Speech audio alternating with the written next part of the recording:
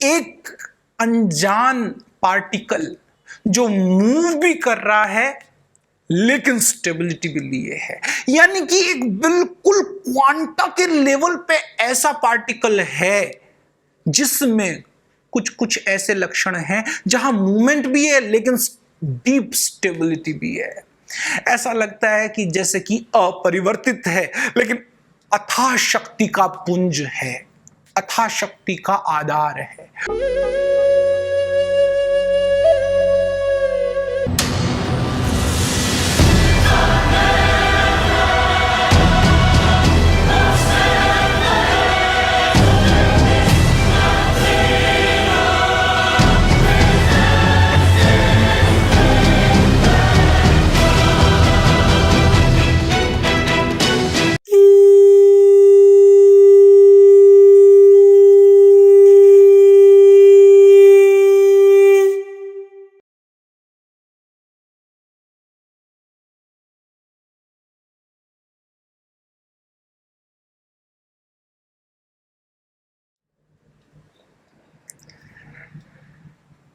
तत्वदर्शियों ने यह निष्कर्ष निकाला है कि असत का तो कोई चिरस्थायित्व नहीं है, किंतु सत अपरिवर्तित रहता है। उन्होंने इन दोनों की प्रकृति के अध्ययन द्वारा निष्कर्ष निकाला है। इन सूत्रों में जब से अर्जुन ने अपनी व्यथा बताई और कृष्ण ने उस डायमेंशन की तरफ अर्जुन को ले जाना शुरू कर दिया जो देखने से परे की डायमेंशन है, आत्मा संबंधित बातें शुरू की, उसी कड़ी में आत्मा के चिरस्थायित्व की तरफ इशारा किया। एक है शरीर जिसमें परिवर्तन निरंतर देखने को मिलता है। अगर बारीकी से देखें, माइक्रोस्कोप के लेवल पर देखें तो एक क्षण के लिए भी कोई सेल ठहरता नहीं, निरंतर एक स्पंदन है, निरंतर एक डायनामिसिटी है। सेल्स के अंदर अगर आप देखें माइटोकॉन्ड्रिया और न्यूक्लियस, न्यूक्लियोलस, वहां पर निरंतर शक्ति बन रही है, टूट रही है, बिखर रही है, एक्युमुलेट हो रही है, फिर ब्रेक हो रही है, फिर एक्युमुलेट हो रही है, फिर ब्रेक हो रही है। ये पूरा प्रोसेस कंटिन्यूअसली एक सटल रिदमिक फॉर्म में चल रहा है। तो इसका अर्थ क्या? एक क्षण के लिए भी यह शरीर वैसा का वैसा दूसरे क्षण में नहीं पहुंचता, क्षण क्षण में रूपांतरण। फिर इस शरीर से एक तल गहरे जाएं तो मन, अनेक अनेक मन में लहरें चल रही हैं। अब तो मनोवैज्ञानिकों ने बड़ा स्पष्ट किया कि न्यूरॉन्स आपस में जो कनेक्टेड हैं उनके अंदर निरंतर स्पंदन चल रहा है। एक साधारण व्यक्ति के बारे में उनकी सारी एनालिसिस है। ध्यानी के अंदर क्या चल रहा है इसके बारे में भी चर्चा करेंगे, की गई है।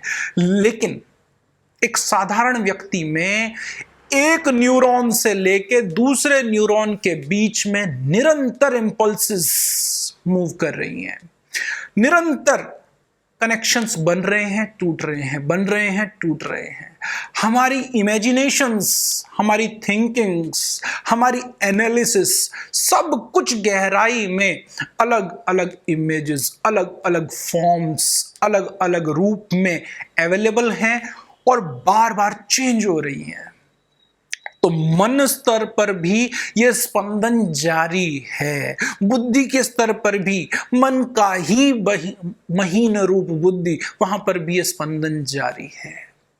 तो फिर एक प्रश्न ये कि मन बुद्धि सब तो स्पंदित हैं, शरीर का स्पंदन तो स्पष्ट है, तो फिर क्या है जो इस स्पंदन से परे है?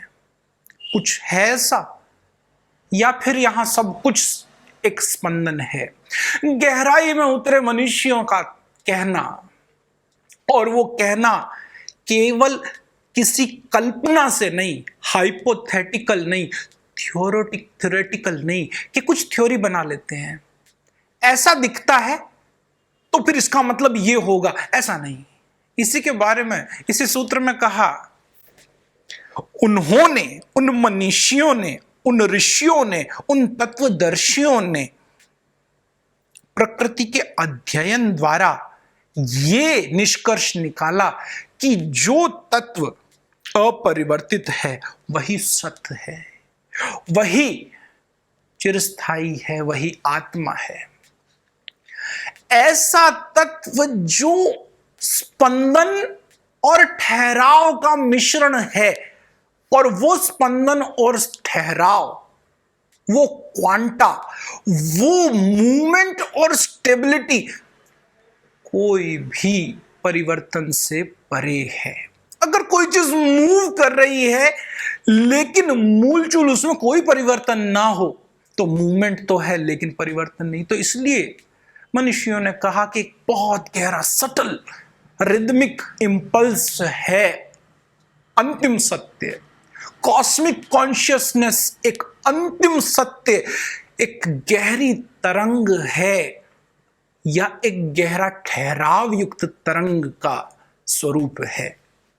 इसीलिए आजकल के समय एक बहुत बड़ी खोज चलती है हिग्स बोसॉन गॉड्स पार्टिकल नाम की, और दूसरी खोज है जो उसी के पैरेलल है ब्लैक होल्स से संबंधित। इन दोनों बातों में इसी बात पर केंद्रित है कि एक अनजान पार्टिकल जो मूव भी कर रहा है लेकिन स्टेबिलिटी भी लिए है, यानी कि एक बिल्कुल क्वांटा के लेवल पे ऐसा पार्टिकल है जिसमें कुछ कुछ ऐसे लक्षण हैं जहां मूवमेंट भी है लेकिन डीप स्टेबिलिटी भी है। ऐसा लगता है कि जैसे कि अपरिवर्तित है लेकिन अथाह शक्ति का पुंज है, अथाह शक्ति का आधार है।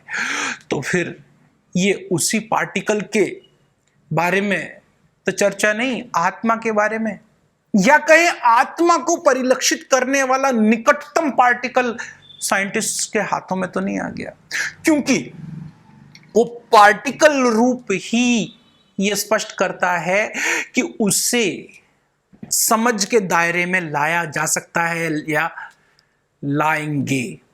अगर समझ के दायरे में आई कोई चीज तो फिर वो भी तत्वीय है, पंच तत्वों के महीन महीन रूप में ही उसकी गिनती हो जाएगी।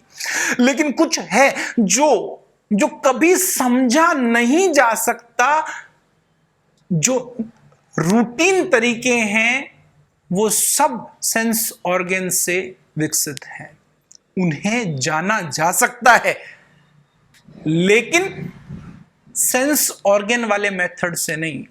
उन्हें जाना जा सकता है पूर्ण अनुभूति से। अस्तित्वगत बातें अनुभूति की हैं, उन्हें जब जब बुद्धि कॉम्प्रीहेंड करेगी अटक जाएगी। उदाहरण के लिए जब जब प्यार को कॉम्प्रीहेंड कोई भी करने जाता है, कोई भी उसको उधेड़ के उसको ठीक ठीक शब्दों में बयां करने जाता है, उलझ जाता है। इसलिए अधिक से अधिक कोई कवि, अधिक से अधिक कोई कल्पनाशील व्यक्ति प्यार संबंधित कुछ बातें जिन्हें मन दूर दूर छलांग लगा के बता सकता हो उतना भर कह देता है। लेकिन प्यार फिर भी है, समझ बुद्धि की उससे परे है, कल्पना मन की उससे परे है, लेकिन फिर भी है। और ऐसा भी नहीं कि प्यार की अनुभूति ना होती हो, निश्चित रूप से होती है। मां से पूछो, अथाह प्यार से भर जाती है। जब तक एक स्त्री थी और जैसे ही मां बनी अलग ही रूपांतरण होता है, उस भाव को वो जी लेती है। जब तक हमने उस अनुभूति में स्वयं को केंद्रित नहीं किया, उस सत्य में स्वयं को नहीं स्थापित किया, तब तक हम उस सत्य के बारे में बहुत बहुत ब्यौरा दे सकते हैं कल्पना के रूप में, और वो कल्पना के रूप में ब्यौरा किसी काम का नहीं। तो फिर कैसे मनुष्यों ने उस सत्य के बारे में बताया, उस पर केंद्रित होकर उसका इशारा किया। मनीषियों तत्वदर्शियों का उस सत्य तत्व के बारे में इशारा करना तभी संभव है जब वो असत्य तत्व को लांग जाते हैं, जब वो देखते हैं अंत की वो स्थिति जहां पर वो उस अरूपांतरित अवस्था में ठहर गए, उस प्रज्ञामयी अवस्था में ठहर गए, तब मनीषी इस बात को कह पाते हैं कि एक ऐसी अवस्था भी है। इसलिए ये हाइपोथेटिकल उस व्यक्ति के लिए लग सकता है जिसने कहीं से सूचनाबद्ध बात ले ली है, लेकिन उसके लिए ये बिल्कुल जीवंत है जिसने उस अवस्था में स्थिरता प्राप्त की है। इसलिए यहां अर्जुन को कृष्ण इस गीता के सार अध्याय में कुछ इशारा उस तत्व का इसलिए देते हैं कि अर्जुन भी उस अपरिवर्तित की ओर बढ़ चले। अगर परिवर्तित की ओर दृष्टि रखेगा तो अपरिवर्तित की ओर बढ़ नहीं सकता। और क्योंकि ये इशारा कृष्ण देते हैं, क्योंकि इस इशारे में आधार है कृष्ण की पूर्ण अनुभूति, इसलिए जो वो बात कहते हैं उसमें सत्यता है। बहुत से लोग प्रश्न खड़े करते रहेंगे कि ये बात हमें नहीं समझ में आती, नहीं समझ में आएगी क्योंकि आप अर्जुन से ज्यादा विवेकशील हैं, इसकी संभावना थोड़ी कम। जब अर्जुन को नहीं समझ में आ रही, जब अर्जुन की समझ से परे है ये बात, तो आप तो कृष्ण पर भी प्रश्न खड़े करते हैं, करेंगे, इन बातों पर, इन सूत्रों पर भी प्रश्न खड़े करेंगे, कोई बड़ी बात नहीं। लेकिन फिर क्या करें? फिर एक ही चीज करें कि उस अपरिवर्तित को खोजने का प्रयास तो करें, बिना ये माने कि ऐसा कोई तत्व ही ना है। अगर तत्व ही नहीं है, अगर ऐसा तत्व ही नहीं है, ऐसा आप पूर्णतया जान गए हैं, तो फिर बात अलग। लेकिन आप पूर्णतया इस बात को कैसे जान गए हैं कि ऐसा स्थिर तत्व जिसमें कोई परिवर्तन नहीं होता, ऐसा कोई तत्व नहीं है? आपने खोज नहीं की है। तो आप कम से कम इन सूत्रों से अगर मान्यता ना बनाएं तो खोज पे तो निकल जाएं।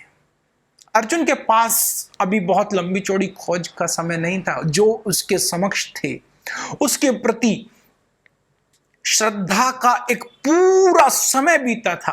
अर्जुन को पता था कृष्ण के व्यक्तित्व के बारे में, बहुत लंबे समय से कृष्ण को जानता था। इस वजह से अपनी दुर्दशा की अवस्था में शरणागत होने में उसे दिक्कत नहीं पड़ी। लेकिन आपके लिए कृष्ण को जानना इतना आसान नहीं है। तो फिर आपके लिए क्या आसान है? आपके लिए इस विषय पर मंथन करना, इस विषय पर और गहरी खोज करना कि क्या वो तत्व है, क्या वो अपरिवर्तित तत्व है। और निश्चित रूप से यदि खोज करेंगे तो ही संभव है उस तत्वानुरूप हो सके।